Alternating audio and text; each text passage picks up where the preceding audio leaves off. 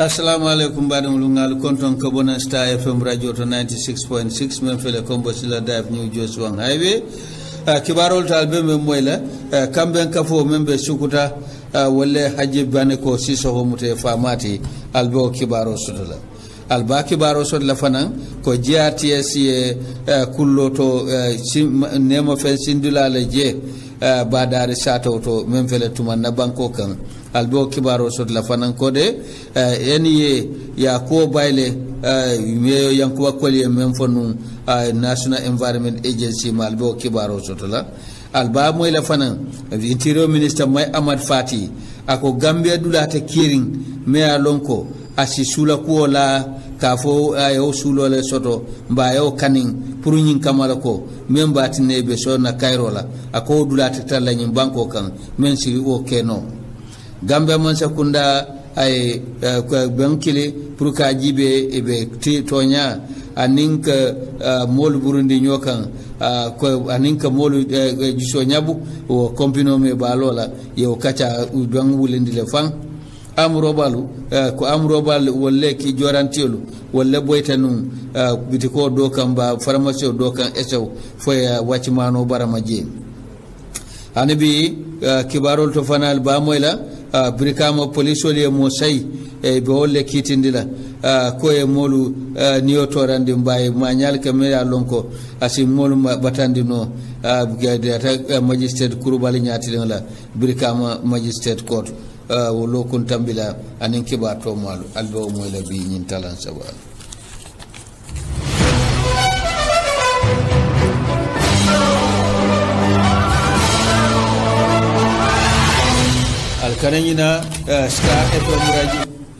alkananyina Star FM radio anin Kairaba amba Kaira FM radio membe kuloro 107.9 to lebe dendin kenyin talan saba kibarol natale hanibi kibarol to kamben kafo membe sukuta sabiji sibitulum yogos karotil nani walletata haje bani ko siso hotala kodato kay tandala bunya kono ya telemuta kafo famati me ya lon ka ketala kodato Churchilltown abe kumala bento Aissatou Mbaye me ala wala muka kafudungula alfa doti ay jairo ka haje bani ko siso hola ala song ila nyin mutaro kan ka mute famati ada la song fanan pour que kafo famade ako kafo de ay kafo ila kafo ene kamben kafo sukuta dum momen bije a shata mo keme mo tantino kuma la ko tamul men diamu tije wala Mariama yam so sanati me jairo ka bak haji bane ko si sola ala sonka kafo famati ada ila hido di ala ko e binabe do ko kelale wato bela adum fana ila kafo bama hamisilla afana ya fola fanga mira ko nyata haji bane ko siso mutale famati le bare akwai haji bane ko siso long mola mengan yo senata bake me alon ko fana ke de marok die mola sinya jamanin ya sinya jamal fanan ada yi tan fanko de wala atinna ay be sita ina ta muta famati ada ka lonko ye momen tombonte manfili ye mo kendele tombon ye memuta famati ado ko fan fama ba te Mariama yam so sane ako mo kendolem haje bane ko si soti adi yow kala mu telefona o kamala killo kela kafo bela mo bela ko e bula haje bane ko si so ala ngane kendo anala simfanyal min aketa do ko kamala banko kano kamala ko mode bula o simfa no made aba kumala bento kafo bama amisilla afane jaro ka bake bisa si sohola nala dimba be men print momen sonde ay ke kafo famati Mrs. Silla ala ko men fang be asabu fa ado kenota wala mu Aissatou Trawaleti jambe women empowerment kafoto men fang haji bane ko si sohola kumo foye kay tandila adi ya lonko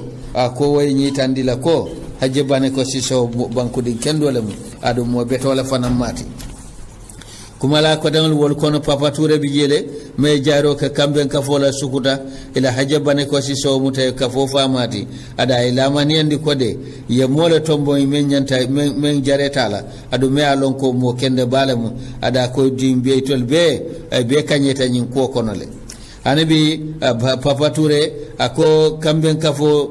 bembe ako banku din kendo lemu adi fana lafta banko la yirwala wala be na toto ay jaro ka Gambia musol la bake yelo la bale tamandi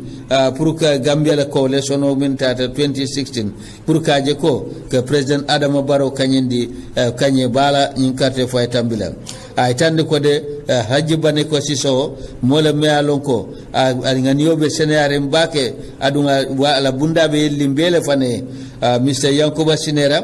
fane o kuma nyimmal foje ada ila manyandi ko ay kilifana ko e kilinti ko Haji Bane ko siso mola me alonko ye mome mirato atambita wala le ami kaloga membe sara ko le muso empowerment fane o kuma sifal le foje anim Fatuma Hanera wala fane diabuta fane o kuma nyimmal le foje Haji Bane ko siso abo kuma la bengta jaro ka bake sabiji la nyin kamben kafola ila tombon ka kafo famati akode man fofen soto pour que même fo wala muke tentu ke jayi ko bari a sewta baka ko wala ada aya konofa Mr. Siso ay la hido di fanan ko de aba atala bunda be lina wato wat da ila man yande ko anibe do ko kele nyaso be jam Haji Bane ko siso ay jaro ka baka kamben kafola sukuta ila sobeani wakilo me ba ke kan adu akaya ila faya ta aningani sana bala fanan Mr. Siso e killo ka musolla ko besta na lori president Adama Barrow ko manala mansa kunna ako nyindoron mu kamben kono wo kamben wala be yirwa fanan nati la bankoy Mr. Siso nala dimbal bele ma beta nunga bento men kitala kordato Churchilltown adi bese wota ko wala baka e nyafa adu mo jama ba fanan nata ma be nuje men ma beta kibarol tato wala mu Alpha Karaga CEO membe Star FM radio to anabi kibarol to ka nyaton ko me alon ko wala mu Senegal National Gendarmerie kuntioti after ta banjulu jawo talata tambira General Maisa Nyang nata fanabi akalafta obadiya anin kafnyo ya membe kantaro bundal tema Gambia ni Senegal ko bambande kum abe kuma la kibatala la futo jang te General Nyang ko da ba kafuri ngala tamona ma pour que gendarmerie bunda jibe meli alon ko lebe ekomok la soldarul kono jang adi be sabarte president la kordato o kola e bensoto anin Chief of Defence Staff Lieutenant General Masana Kinte Defence Headquarters member Banjul General Nyanga yi tan kibatala de anin CDS Kinte e katata silol nyama me alon ko wala si kantaro anin tanko warandi nani Senegambia tundoto abe kuma la kibatala le CDS Kinte ko de ko jay bake kafnyo ya kantaro nin tanko bundato Gambia ni Senegal tema akoy job nyum banko mol mu kilinati adu banko ila sutiyata nyola baka fana General Nyang itandi fanko de anatata president la kordato dame alon ko ni His Excellency President Adama Barrow kachata ne fana nata murmurum soldarol meli alon ko wollebe gendarmerol me alon ko be economic forces melbe president la kordato awol fana murmurum ke jibe ila do ko be laari nyami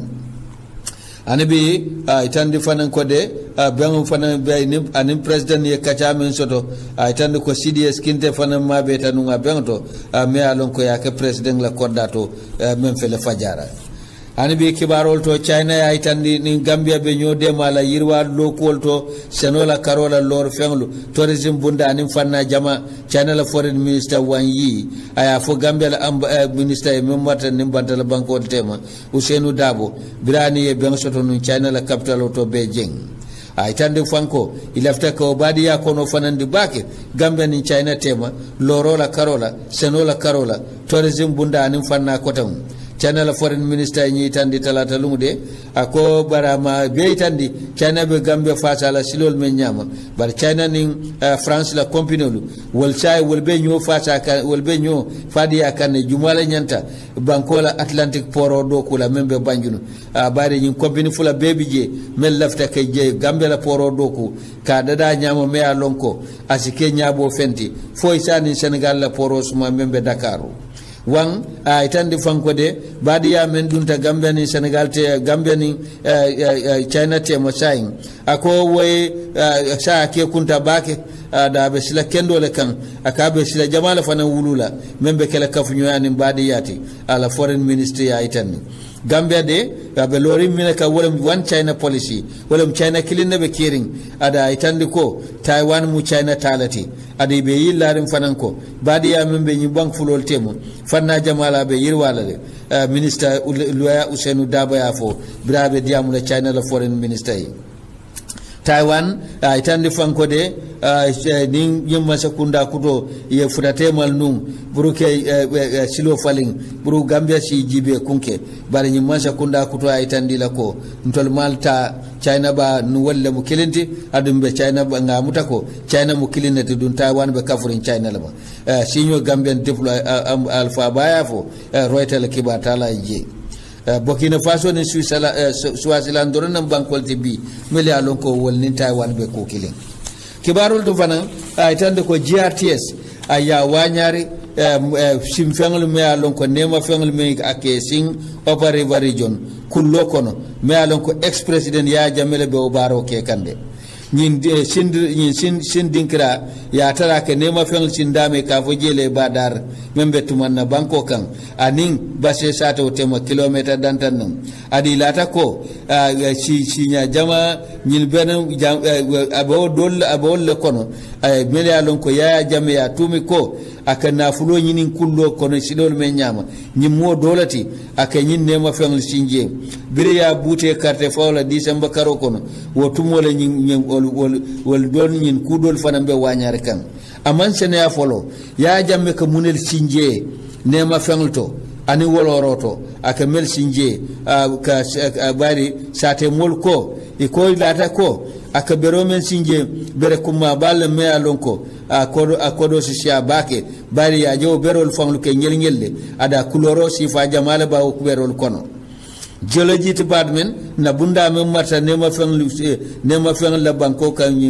fenglu men be banko duma wol ko ima dankene ya ima long ake nema fen sifa jumalle sing badar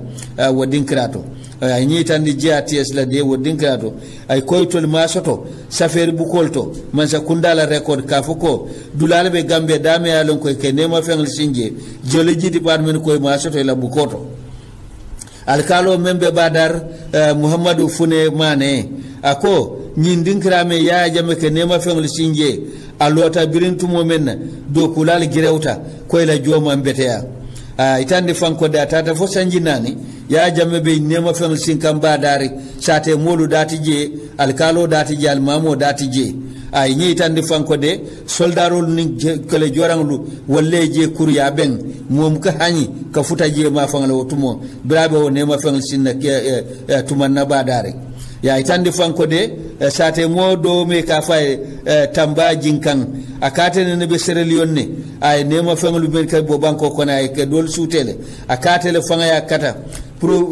fuloto jawara jamanu aman jawara je no ka fay bari ani ya jamme nata nyoje sanji dantan ko ma kanilai ay nyimberoli tandala wotumole ya jamme nata mulki je ye sate mol bebulo fatande wonne ma fen sindulama ay sojarol ta ni jorang le je sansan ye je mutay ben ne ma fen sinna je sate mol man bul soto je man kan soto je sate mol yela nimiso itande bake ya jamme la kunkilin nafa men aya sambe kan adun sal kalo ko ya e toli jamfale ay banko jamfa do ay o fanam fole bara ay kalol mendi ako to ya e mol jamfale ay banko jamfa wo kenyato. This is GMU 92 News. Star FM radio lanin Kaira FM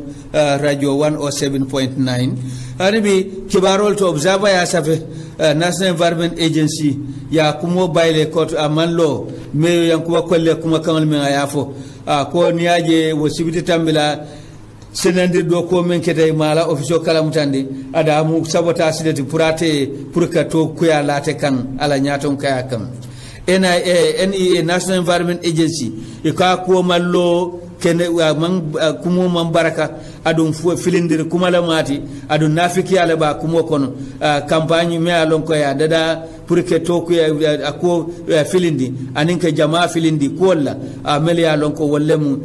wala ya sabu bari ako luwolu molu nya balale ndandamul be tinyari nyame surtout sene nyamolu anin no fengol be fayrin daring me alon kay mol fangol batande bake KMC le adum kata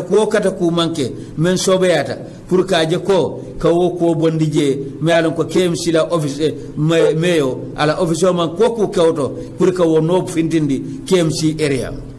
hanabe National Environment Agency ko ya kalamuta ila officer me alon ko wala mata kalamuta ndona nin futa nyomola Sheikh Alkinki Sanyang wala nyum kuma kan fo dimasulum brani kibar safra le ben soto National Environment Agency la korda bato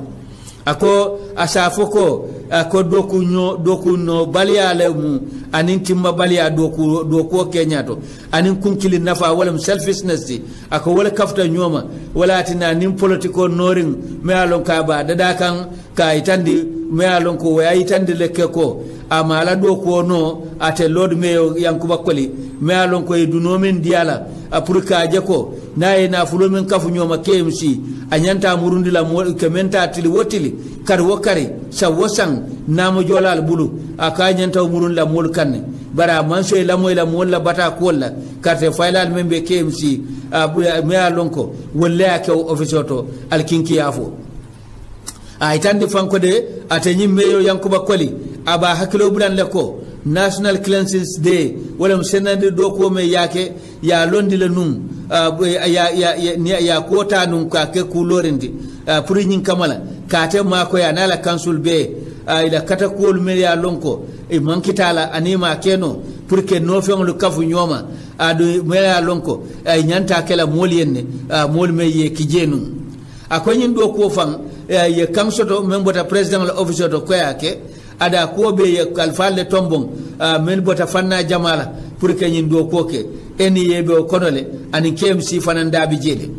anyi tande ko yankuba koli tawnte ya kono dura manson e mirala amawo bulandi miro kono birintu mo menna ye nyin do ko dati sanjol komando ako bari mo sababa la nyaton kol kono wol mu active member wol mu doku lalati melia lonko ni be nyin kafo ko ne kame task force adu wol ma beta bengol betole wol kono bengol men labanta kala julay karotil mo ani lulu ada nyin laje ko KMC la ñu official wol fang do be je wol fang mu ila manager lati mel marta set nyin senende bundalla ko mel ka munta dudu jallo kanselo Abdoulaye Diallo bakaw ani ke point ani pa Omar Diadio ako hanabi nome ya lonko a noro fanan nata jawya baka sunkan mandiya anim fanan yaje ko tisiolu katanyin tumbolu anin kimfenglu anim sibeslan dim fanko asi kurandi nole mensi bola jiola karola mensi jama mantora sate mol membe sirin KMC bay to momen ya dati kawon nol fayd lal to fang meli alon ko jibor jitaman jidin kralem National Environment Agency July karotil tanning killing iletaro safe kaki Office of the President kanyin kaninko ilafta senende doku barakela sibitilum July karotil mo anin kononto me alon ko ya kansoto ade woletaro inataw ki eni ya ki ya men safe July karotil tan worowla ya men ki nan adu me ya sign wala Louis Moses Mendy wa safe asinya Secretary General Tola ana tenten kaytande ko National Environment Agency nata safero ko bela mel bulobe nyi senande do ko wol kono KMC bijele pour ye pare aben kam alun kam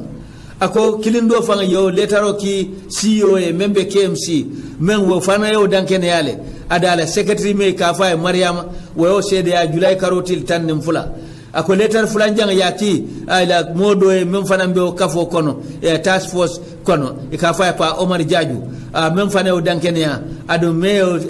fana ala secretary wo Mariama secretary wala o fana si ta lettero dankene yandi July karotil tan anin nani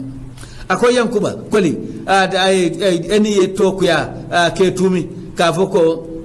yenyin dadale pour nyin kamala te mu opposition APRC leti akom beñi ati al kinkile be diamu kande akom beñi tande la ko eni amang ma kalamuta ka fuko yeta momen dati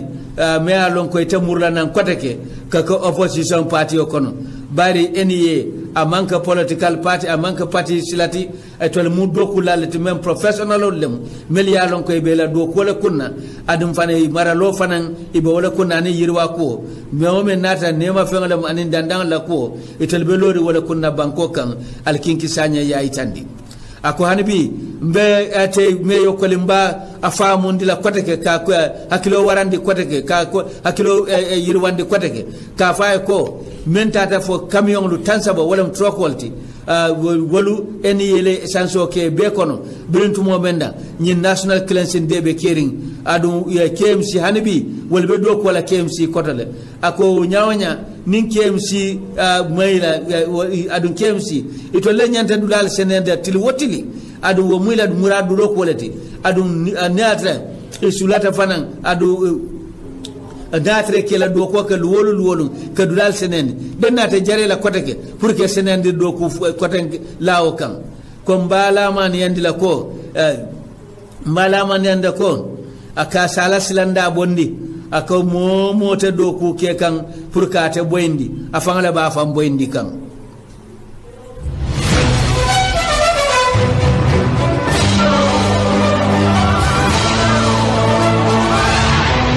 anabi minister of interior Mai Ahmad Fati akumata de ako Gambia karata kering me ala adulata kering me alonko isi sula ku dima kaning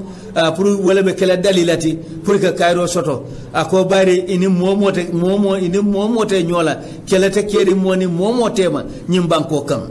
Mai Ahmad Fati ay nyim fonun kachato anin daily observer la Omar Wali men soto me anyinin ka fo mansa kunda be miral keka wo sula pol me ya fo reconciliation team men botanam foñi ye dimensional men ka mbayis pol men kanin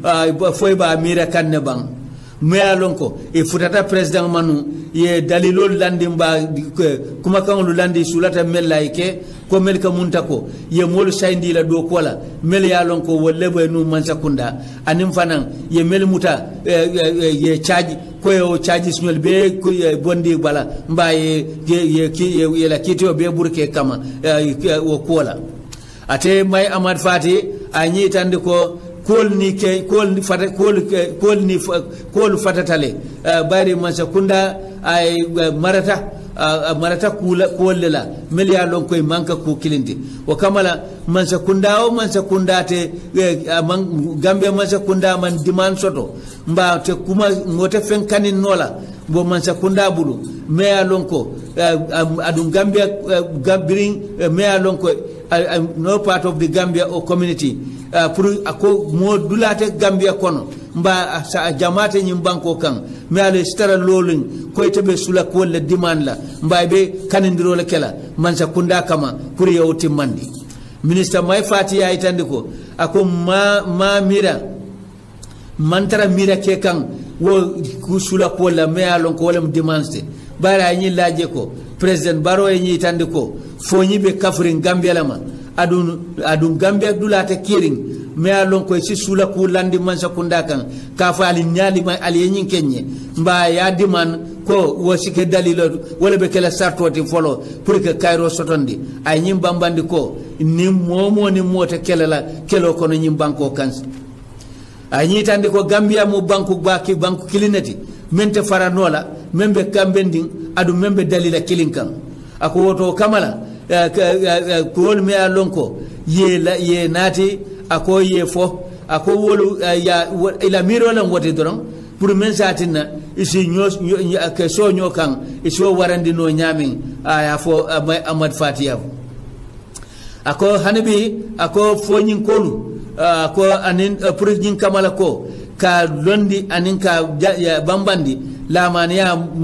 banko kan ako anin fanan kaje ko moli tama nyola aka yawole kani yawole safe bara mamire ko afoko albenyi le kelanye mfana ngana ne anyin kaliye ko mamire abo tunkun wala demands ti interior minister nyi tandiko fonyi be tankundinne Cairo bije adum president nyi tandiko fonyi is part of Gambia salon ko fonyi mu Gambia banko le kan abe Gambia banko le kono ko dunga nyi tandiko ko National Security Council wala banko la kanto ni tanko bunda membe loring ko we sembo di way sembo men dinna ay kan men dinna biri wo ko botala kanillay ko bank dollar ke keri nyin Gambia banko kan me alon ko ibe sonna ye loi ke fantati ko yo sembo diala le ay ni tandi fanan ko Gambia la simfa o simfa mba ala inchi wo inchi wala mala simfa o simfati Gambia jang a banko a sa isinyi lonko i Gambia la loi be tarla wala koma adiba bulala wala fanan noma wo kamala ako fo nyilem bang fo kiyannem fo jaralem fo jimara abebe kafre nyim banko Gambia la kono adum fo si song Gambia la loi ma yeta mala fana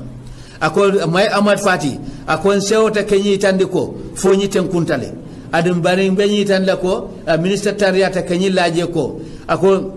hana manka fo nyi beti bari dantan fo dula dantan few elements mo dantan nan wolti dorong fo nyi je anyi tande fanko de ako every citizen wala banko di o nyanto sotole kenyin kanila mansa kundabulu bara nyi laje ko yela ngani ko le safeje me alon ko iba mirala bundal men marta ko nyala wal ba mirala nyamale anyi tande fanko de wo mira ko fanan abe shura ba jibela anin banko la banko fanan na sula kol nim banko la mira kol ibe wolle kuntak la folo ako walatina abminatra anin banko la national interest benta wolum banko la sula ko an wo tembeta ako iba ni wol be jibela la folo ye momen safenan pour sulata melna itoliye anyi tande ko tumo menna akaba be kumo bana ako benna kumo dan jinda dan wala munyinti ko mune nata ko banta nin ata boyeji bete kayto men safe nga be bula miran kono na kumo be kundula dame wala mbe danken yaren ko Gambian ko lumba kumo landila dame anin ba kumo jabila menna anin ba kumo kuntula menna mbe danken yaren ko Gambia bebe se wala kuma kanale ya nyinin ka fanyin ma de jela romin ka fo ko atemu molati melam headline ala mati nim melam ko mukasong surtout fo. This is GMU 92 News. Mani mi akoy ay sini motayin mirana ko woku ni batala ministre la tunkunto ni be ministre ala ibe ka wakanta manla wobe kala kulati min abe diala mo be abe darjala ako kula mun akata mantra darja nyini nala do ko kono de atententa kay nyi tande ko akwa ma batandi fofe na ma de fet tusila akwa te nata abe menke kan tonyala ma tilinta ako men sa don abe menka ako nata abe tonyakan ada abe lorin silole kan ako ma jakal ko kula ako walatina ko me alonko wala satin nan ta suto si nonola wala mbe menke kan fom mbe menke kan fo wo tilinta laban mbe hanabi ay adun nenama amira fan ko adun nenama mira ka da nenama de fanan molbe men falamade nata mbe tonyale kam ako betambo mente de ako man politiko ka fo nyile tilinta politiko to ako mankenna sulo koti ko kono de mbe mento wala mu bankola national interest best national interest wala bankola sulo mu menti men kumata wala kumata ntabulu adum nuwe mo sabu pour ke njalay akon sewota o jalay rolale ministre may Amad Fati fana yafo.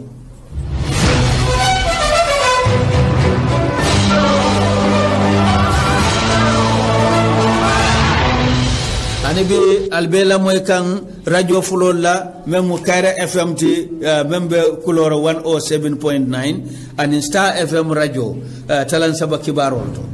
Ministry of Justice wala na ministry kunda memata loi kunyala inin de nyomalu yirwato jumalum wala dati ye buluma committee londi membe banku be tamo kela pour que tonya mole saynyo kan aninka molji so nyabu wo commission men iba londila aba kumala be on Attorney General Minister of Justice Abubakar M Tambedu ay tandi nyin kacabe kele silol mentala anin inin bulol mel de nyomalu yirwa koto inin mel ba kela anin sate mol fana dabe bulala je nyaadile anin ko bebita nyamen pour ka je ko mol la to nyaadila ay tandi ko de nyin kacabe on fan ilafta mola miracle soto la Gambian kolu commission la koto anin ke jama kalam tandi abel sat asatol mumenti ko memba kono anin natol membe nyin commission la Justice Minister Abubakar Tambedu ay tandi fanko de ni national consultation wala banko be kajati aman sikaw sika soto abe fondament barakama londilale memba tinala ko molbe sayla nyokan me alonko atinyata nun tajiriya me alonko aketanu wo mansa kunda folola Madam Ade Mama Yoni Likoje United National Faba wenyi tandi fanko de puru banko moli kacha ako kuma tabake membe ajela ko moli konti bono hadama nyantol menti nyata banko kan anim fanan ka to nya sabatindi anin ka mol murundi nyokan pour kairo nin tenkun e sabati jam ala karola ako politiko silo membe lorim bi ako wo sila baladi kaira baladi anin sila baladi molla pour que to nya soto anin mole muru nyokan ada killo ke la comité wala membe nyin do ko la ko sila do ko ka bake men sila kene ma ay sene fana atala karola Ahmad Skater Jane membe kuma kan Center for Victims of Human Rights Violation wala mu korda membe lorin pour e mol men tognin mbaye mantora o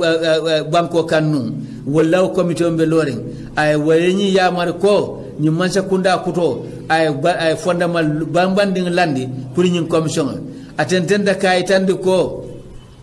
ninga tara atlata menna wala mansa kunda nin besi bulodi nyola pour kaje ko ka dati ay lankena ma ada tonya ya fana konte de ate Ahmad Skater Jane ya fo akonte fana mu molati mem mantorata nun o mansa kunda kototo adum en sewota bake sai abe mira kan pour ka kafolondi membo wol jibela anin ka long mol me yemmante tata min tole yemmanta nyaadile anin fanan ka long mol me yalo mantora sota kono pour ya sata moli munekete tolla biriwo hadama nyantol be tinyala banko ka anin biriwo tajire abe kerim banko kan ye mantorol men soto ka sata moli ya moy ani dun tan yankan katol men kono akon fanan anin ke jo anin ke ibujiso nyabu melialon koy mantorata ko kono adi be niola ako de wayase o bake bari wo be kekan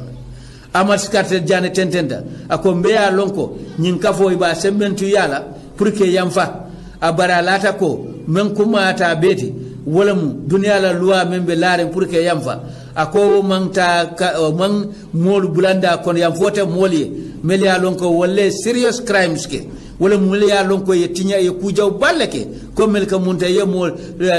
tocho wala mu ya tajire abaka ka balo tilimbalia anin fana meye molu mantora kolanna wonu yam fote wala koto de hani international loi koto